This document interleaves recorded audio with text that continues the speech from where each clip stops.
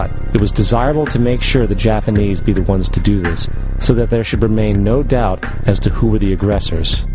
In the months leading up to the attack on Pearl Harbor, Roosevelt had done almost everything in his power to anger the Japanese, showing a posture of aggression. He halted all of Japan's imports of American petroleum. He froze all the Japanese assets in the United States. He made public loans to nationalist China and supplied military aid to the British, both enemies of Japan in the war, which, by the way, is completely in violation of international war rules.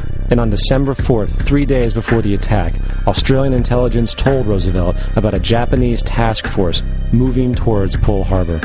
Roosevelt ignored it. So, as hoped and allowed, on December 7th, 1941, Japan attacked Pearl Harbor, killing 2,400 soldiers. Before Pearl Harbor, 83% of the American public wanted nothing to do with the war. After Pearl Harbor, 1 million men volunteered for the war. It is important to note, Nazi Germany's war effort was largely supported by two organizations, one of which was called IG Farben. IG Farben produced 84% of Germany's explosives, and even the Zyklon B used in the concentration camps to kill millions. One of the unspoken partners of IG Farben was J.D. Rockefeller's Standard Oil Company in America.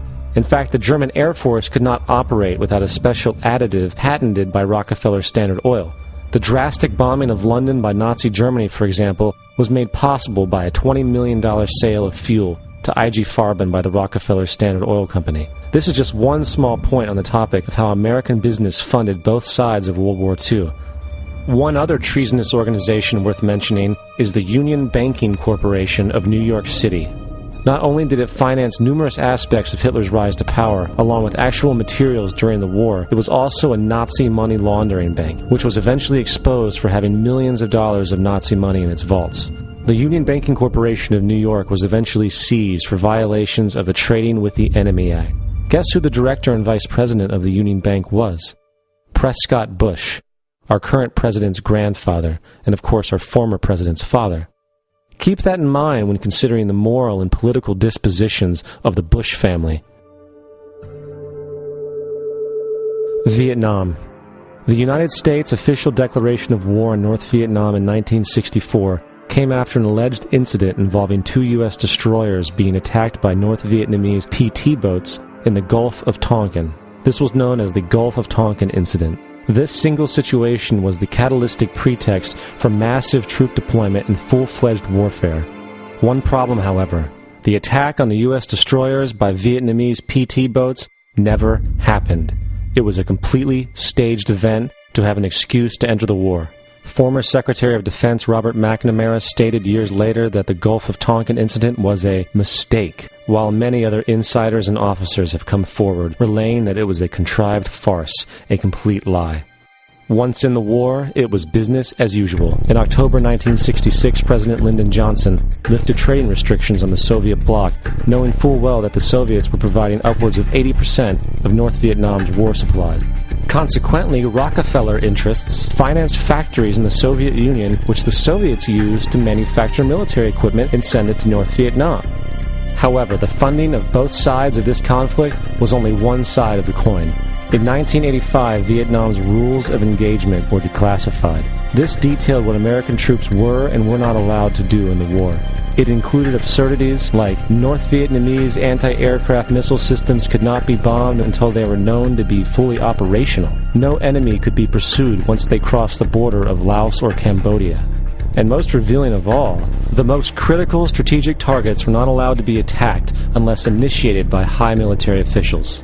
Apart from these imposed ludicrous limitations, North Vietnam was informed of these restrictions and therefore could base entire strategies around the limitations of the American forces. This is why the war went on so long.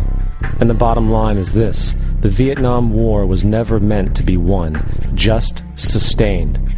This war for profit resulted in 58,000 American deaths and 3 million dead Vietnamese. So, where are we now? September 11th was the jumpstart for what is now an accelerated agenda by the ruthless elite. It was a staged war pretext no different than the sinking of the Lusitania, the provoking of Pearl Harbor, and the Gulf of Tonkin lie. In fact, if 9/11 wasn't a planned war pretext, it would be an exception to the rule. it has been used to launch 2 unprovoked illegal wars, one against Iraq and one against Afghanistan. However, 9/11 was a pretext for another war as well, the war against you. The Patriot Act, Homeland Security, the Military Tribunals Act, and other legislations are all completely and entirely designed to destroy your civil liberties and limit your ability to fight back against what is coming.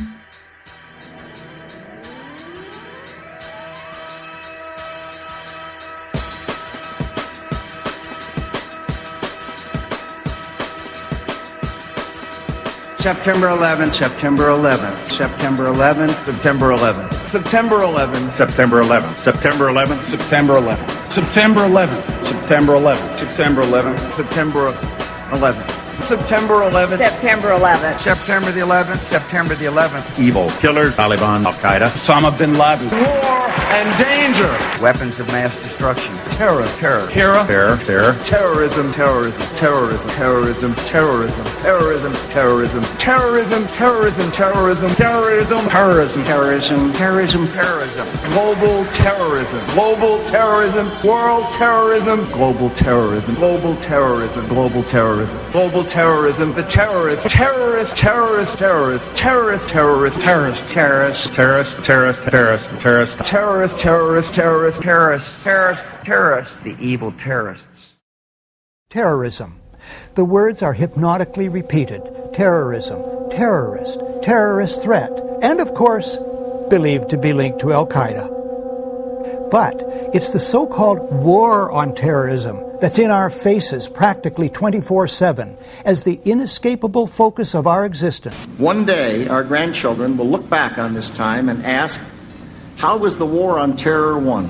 The entire U.S. ruling class, ruling elite, comes to see terrorism as the preferred means, indeed the only means, to provide social cohesion, to provide an enemy image for the society to keep it together. According to neocon theory from Carl Schmitt, you have to have an enemy image in order to have a society. It's a very dangerous thing because now it means that the entire social order, the political parties, intellectual life, politics in general, all based on a monstrous myth. Monstrous myth. So there was no network? No. No. Probably not. We invented it. Invention's too strong a term. I think we projected it. We projected our own worst fears, and that what we see is a fantasy that's being created. Al-Qaeda is a global network with global reach. To target a deadly web of terror. The idea, which is critical to the FBI's prosecution, that bin Laden ran a coherent organisation with operatives and cells all around the world, of which you could be a member, is a myth. There is no Al-Qaeda organisation. There is no international network with a leader, with cadres who will unquestioningly obey orders, with tentacles that stretch out to sleeper cells in America, in Africa, in Europe. That idea of a coherent, structured terrorist network with an organised capability simply does not exist.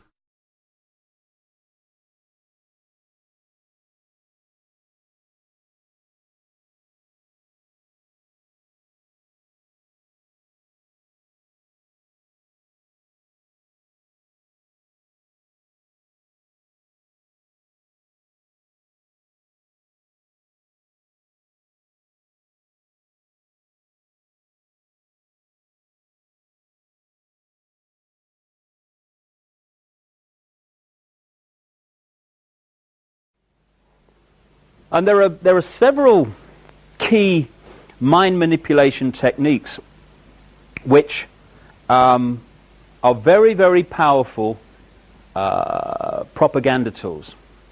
The most effective and the most powerful, and it's used on us all the time, is something I call problem, reaction, solution. It's a cracker, this one. It's a mind manipulation technique that avoids not only opposition to what is the goal of the manipulators, it actually manipulates people to demand they do what they want to do anyway. And it's happening all the time. Once you see this technique and how it works, you watch the news and read the newspapers in a completely different light because you start to see it happening. It works like this. You start by secretly